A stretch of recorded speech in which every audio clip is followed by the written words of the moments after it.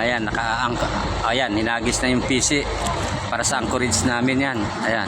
Ito yung, ayan, paano yung babalik naman yan. Tapos ayan na kami.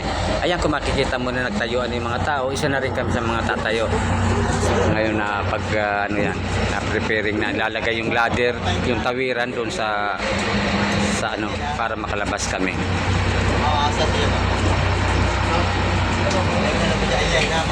Ayan. Ayan, yun yung nasa unahan, oh. Ayan, oh, yun, oh. Ayan, oh. Ayan si Wuwu. Ayan, natuwan-tuwa. Talaga kami dito masaya at thank you very big anak na Adsil. Ayan.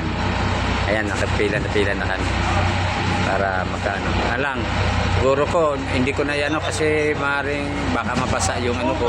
Ipapasok ko na. Okay po, thank you po sa inyo panonood and God bless po ulit.